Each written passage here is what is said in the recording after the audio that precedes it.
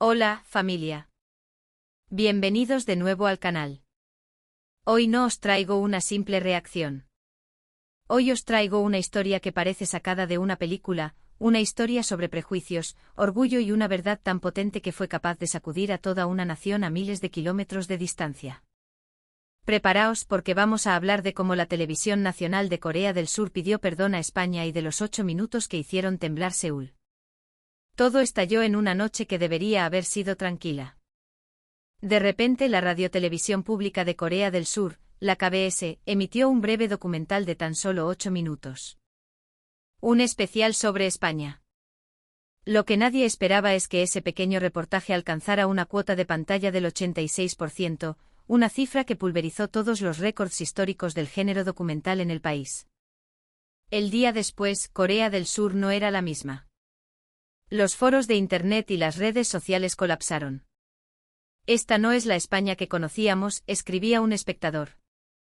Otro confesaba, hemos sido engañados. Por fin entendemos lo ignorantes que éramos. El vídeo, subtitulado por los propios usuarios a decenas de idiomas, acumuló millones de visualizaciones en todo el mundo en cuestión de horas. ¿Qué contenían esos 8 minutos para provocar tal terremoto mediático y social? El hombre detrás de la cámara, el productor coreano Lee Tae-min, confesó días después en sus redes sociales con una honestidad brutal: fui a España cargado de prejuicios. Pero cuanto más enfocaba con mi cámara, más avergonzado me sentía de mí mismo. Esta, amigos, es la historia de esa transformación, la crónica de cómo la terca realidad de nuestro país demolió un castillo de estereotipos. Y ahora, vamos a sumergirnos en ella. Mi nombre es Lee Tae-min.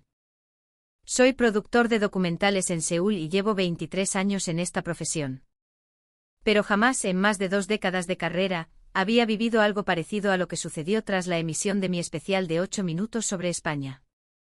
Aquella noche el caos se apoderó de la cadena. Los teléfonos no dejaban de sonar. El buzón de correo electrónico de la KBS se desbordó. Al principio pensé que eran mensajes de protesta. Al fin y al cabo, había emitido un reportaje abrumadoramente positivo sobre un país europeo, y esperaba una reacción nacionalista. Sin embargo, cuando mi ayudante de producción me mostró los comentarios, no daba crédito. La gente no estaba enfadada. Estaban agradecidos. Una avalancha de mensajes de coreanos que admitían lo equivocados que habían estado toda su vida. Esa noche el servidor de la web de la KBS se cayó por el volumen de tráfico. Los comentarios llegaban a un ritmo de cientos por minuto. Cuando en la pantalla de control apareció la cifra del 86% de Share, creí que era un error. Un documental superando el 80% era algo que no ocurría en Corea del Sur desde hacía más de 20 años. Pero lo más increíble estaba por llegar. 3 horas después de la emisión, un fragmento del documental subido a Twitter superó los 10 millones de visualizaciones. La versión completa en nuestro canal oficial de YouTube rebasó los 5 millones en menos de un día.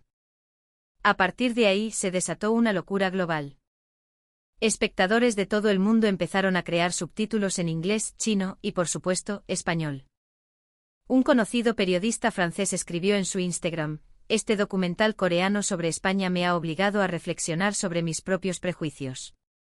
La televisión pública alemana nos contactó, querían producir un especial sobre España con un formato similar. Pero la reacción que más me conmovió fue la de mi propio país. Un hombre de 70 años dejó un comentario en YouTube que me hizo llorar: he vivido toda mi vida menospreciando a España, pensando que era solo un pequeño país atrasado y vago. Después de ver este programa, he pasado varias noches sin dormir por la vergüenza. Gracias por mostrarme la verdad ahora que todavía estoy a tiempo. Mi viaje del próximo año será a España. Las librerías de Seúl agotaron las existencias de libros sobre España. Las academias de español, como el Instituto Cervantes, anunciaron que las matrículas de mayores de 60 años se habían triplicado. Las agencias de viajes vieron cómo los paquetes turísticos a Madrid, Barcelona y Andalucía se reservaban a un ritmo frenético. Incluso la competencia reaccionó: en menos de 2 semanas, otros canales anunciaron sus propios especiales sobre España. Mis 8 minutos habían transformado el panorama mediático de Corea. Pero en mi fuero interno, sabía que nada de esto era casual. Antes de este viaje, yo era como cualquier otro coreano, lleno de estereotipos sobre España, negándome a ver la realidad. Y solo hubo una razón para mi cambio: pisé vuestra tierra. Vi vuestro país con mis propios ojos. Esa experiencia cambió mi vida y, como resultado, sacudió a toda Corea del Sur. Porque, seamos sinceros, cuando planeé este documental, mi intención era radicalmente opuesta. Quería desenmascarar a España. Últimamente en Corea se oía hablar demasiado bien de la economía española, de su innovación y de su cultura. A mí me sonaba a propaganda. Todavía recuerdo la reunión en la sala de juntas de la KBS. Presenté mi propuesta con una arrogancia que ahora me avergüenza. Voy a enseñar la verdadera España, dije. No la imagen edulcorada que nos venden. Traeré imágenes de sus ciudades descuidadas, de su gente perezosa durmiendo la siesta, de la inseguridad en sus calles. Mi jefe me advirtió que tuviera cuidado, pero su advertencia solo avivó mi determinación. Para el equipo elegí deliberadamente a personas que nunca habían estado en España y que, como yo, compartían una visión negativa. Un director de fotografía y una guionista que pensaban que España era solo toros, flamenco y crisis económica. La noche antes de partir, mientras repasaba el plan de rodaje, sonreía para mis adentros. Ya lo tenía todo decidido. Filmaría los barrios que imaginaba sucios, los bares de tapas que asumía que estarían desatendidos, la gente que creía que no respetaría las normas. Estaba convencido de que 8 minutos eran más que suficientes para transmitir mi mensaje. Cuando aterrizamos en el aeropuerto Adolfo Suárez Madrid-Barajas, le dije a mi director de fotografía: no te dejes engañar por las apariencias. Es normal que el aeropuerto esté impecable, es la cara que muestran a los extranjeros. Creía firmemente que la verdadera España se revelaría al adentrarme en la ciudad. En el taxi hacia el centro no dejaba de mirar por la ventanilla, buscando imperfecciones, buscando la decadencia que esperaba encontrar. Pero para mi extrañeza, lo que veían mis ojos eran avenidas vibrantes, una arquitectura imponente y estaciones de metro modernas y ordenadas. Seguramente solo han adecentado las zonas turísticas, me dije a mí mismo, negándome a aceptar la evidencia.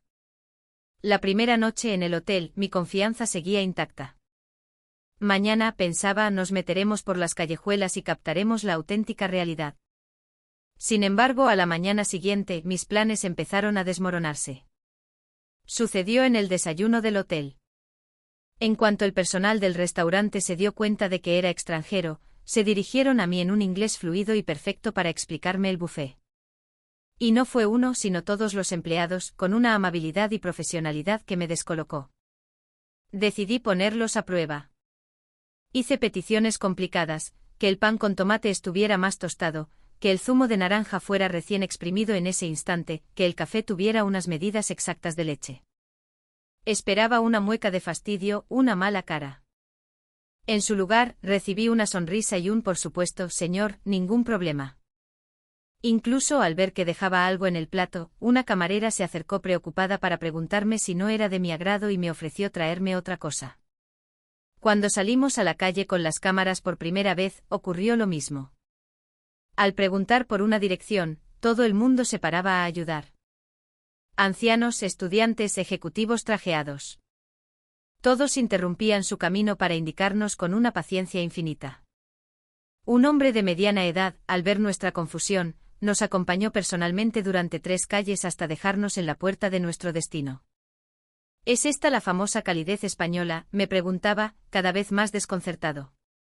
No era esto lo que había venido a filmar. Las caras de mi equipo eran un poema.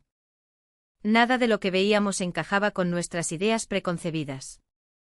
Aún así, no me rendí. Seguro que en los bares de tapas de los barrios menos céntricos encontramos lo que buscamos, insistí. Estaba seguro de que allí vería falta de higiene, camareros groseros o intentos de estafarnos con la cuenta. Pero mi esperanza se estrelló de nuevo contra la realidad. Entramos en una taberna de aspecto antiguo en el barrio de La Latina. Por dentro, sin embargo, las mesas y la barra de acero inoxidable brillaban de puro limpias. El dueño nos recibió con una sonrisa de oreja a oreja, nos recomendó las especialidades de la casa y los precios eran más que razonables, incluso más baratos que en Seúl. Al terminar, nos invitó a una ronda de chupitos de licor de hierbas por cuenta de la casa. Bienvenidos a Madrid, nos dijo con una palmada en la espalda. Aquella tarde, de vuelta en el hotel, borré todo el material que habíamos grabado. No podía presentar eso en la cadena. Contradecía por completo el propósito de mi documental. Desesperado, se me ocurrió otro plan. Haríamos entrevistas en la calle. Si en Seúl preguntábamos a la gente por España, seguro que obtendríamos las respuestas negativas que buscaba. Volvimos a Corea y nos plantamos en una de las zonas más concurridas de la capital. La idea era sencilla, dar a probar comida española a los ciudadanos y grabar sus reacciones de asco o desagrado. Preparamos 3 cosas que, según mi lógica, serían un fracaso seguro: gazpacho, paella y, mi arma secreta, el jamón ibérico. Pensaba que la idea de comer jamón crudo resultaría repulsiva para el paladar coreano. El primer entrevistado fue un oficinista de unos 30 años. Aunque parecía tener prisa, se detuvo amablemente. Cuando le dije que era comida española, su rostro mostró una ligera vacilación. Perfecto, pensé, ya tenemos el rechazo inicial. Sin embargo, tras probar una cucharada de paella, sus ojos se abrieron como platos. ¿De verdad esto es comida española?, preguntó. El arroz está en su punto, tiene un sabor a mar increíble. Es mucho más sabroso que nuestro bibimbap. Me pidió si podía terminarse la ración. Nervioso, le dije que por supuesto. La segunda fue un ama de casa de 50 años. Le ofrecimos el jamón ibérico. Al principio, lo miró con desconfianza. ¿Esto se come así, crudo? Pero la convencimos. Con timidez cogió una loncha fina. Se la llevó a la boca. Masticó lentamente. Y entonces su expresión cambió por completo. «Dios mío», exclamó. «Esto es una delicia. Se deshace en la boca. ¿Cómo es posible que algo crudo tenga este sabor tan profundo y complejo?». Me preguntó dónde podía comprarlo. El tercer grupo fue una pareja de universitarios. Al ver el gazpacho, la chica arrugó la nariz. «¿Una sopa fría de tomate? ¡Qué extraño!». Pero su novio, más atrevido, probó una cucharada. «Oye, esto está buenísimo. Es súper refrescante». La chica lo probó y asintió con entusiasmo. Terminaron el vaso y dijeron que si iban a España, no se perderían por nada del mundo la gastronomía. Seguimos entrevistando a más gente y ni una sola persona dio una respuesta negativa. Todos se mostraban sorprendidos y maravillados. Al final, la gente que pasaba por allí empezó a hacer cola para probar la comida. Mi plan se había convertido en una degustación popular. Estaba destrozado. «Corten la grabación», le dije al cámara. Pero en ese momento se acercó un anciano de unos 70 años. Le ofrecimos jamón. Lo masticó con solemnidad, asintió y me dijo unas palabras que nunca olvidaré: «Joven, he vivido toda mi vida creyendo que era superior, pero ahora veo que he sido una rana en un pozo. Solo con probar este manjar, puedo sentir la profundidad de la cultura española. ¡Qué ignorante he sido!». Sus palabras resonaron entre la multitud. Todos empezaron a decir lo mismo, que tenían una idea equivocada de España, que porque nadie les había contado esto antes. En ese instante lo comprendí. El prejuicio no estaba en España. Estábamos en nosotros. Pero el rodaje ya había empezado y el presupuesto estaba gastado. Necesitaba llevar algo a la cadena. Se me ocurrió una última y desesperada idea: una prueba a ciegas con productos. Llevaríamos productos españoles y los haríamos pasar por coreanos o franceses. Así seguro que la gente elegiría los de otros países. Mi última esperanza. Organizamos una cata a ciegas de aceite de oliva, enfrentando un virgen extra español de Jaén contra una famosa marca francesa. El resultado fue demoledor: 9 de cada 10 personas eligieron el aceite español por su sabor más intenso y afrutado. Al revelar las marcas, no se lo podían creer. ¿Aceite español? Pensaba que el mejor era el italiano o el francés. Luego pasamos a la moda. Un vestido de Zara contra uno de un conocido diseñador coreano de precio similar. Las participantes elogiaron el diseño, el tejido y el corte del vestido español. Tiene un estilo más internacional, más elegante, dijo una joven oficinista. Finalmente el vino. Un Rioja Reserva contra un aclamado Burdeos francés. Los catadores, muchos de ellos aficionados al vino, eligieron mayoritariamente el vino español, destacando su equilibrio y su increíble relación calidad-precio. Un hombre de negocios me dijo: llevo años bebiendo solo vino francés, pensando que era la cúspide. Hoy me he dado cuenta de mi esnobismo. Escuchando aquello, un escalofrío recorrió mi espalda.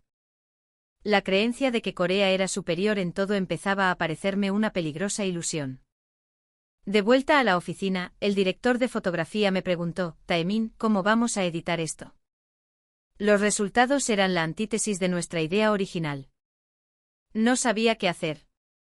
Pero una extraña sensación crecía en mi interior. Si esto era la verdad, ¿era correcto ocultarla? Mi conciencia como periodista empezaba a despertar. Esa noche no pude dormir. Repasé todo el material grabado. Cada escena, cada entrevista, cada reacción, era un martillazo contra mis prejuicios. Tras horas de darle vueltas, tomé una decisión. Haría una última cosa: entrevistaría a coreanos que hubieran estado en España. Quizás en sus experiencias encontraría la historia negativa que necesitaba. Salimos de nuevo a las calles de Seúl, esta vez buscando solo a gente con experiencia de viaje en España. Y me sorprendió la cantidad de personas que habían estado allí.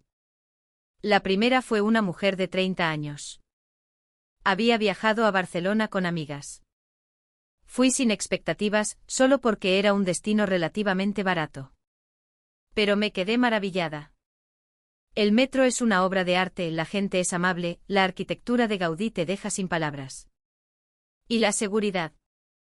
Me sentí más segura paseando de noche por el barrio gótico que por algunas zonas de Seúl. El segundo, un matrimonio de 50 años que había hecho una ruta en el tren de alta velocidad AVE.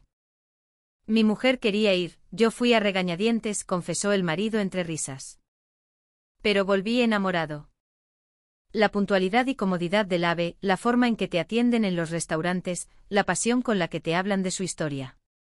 Los españoles son gente increíblemente orgullosa y trabajadora, nada que ver con el estereotipo de la siesta. La tercera, una estudiante que había estado de Erasmus en Madrid. España es un país sorprendentemente moderno. La red de transporte público es fantástica, el acceso a la cultura es constante. Siento que en Corea tenemos mucho que aprender de su forma de disfrutar de la vida sin dejar de ser productivos y creativos. Mientras seguía entrevistando, descubrí un patrón innegable: quienes no habían estado en España tenían una opinión negativa, basada en clichés. Quienes sí habían estado, volvían enamorados. La experiencia era el único antídoto contra el prejuicio. Un profesor universitario al que entrevistamos lo resumió perfectamente: los medios coreanos han informado poco y mal sobre España, centrándose casi exclusivamente en la crisis económica de hace una década o en tópicos anticuados. Eso ha creado una percepción errónea en la población. En ese momento sentí una punzada en el corazón.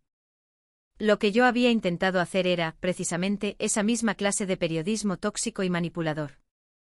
Aquella noche en la soledad de mi hotel, me enfrenté a un dilema. Borrarlo todo y admitir el fracaso.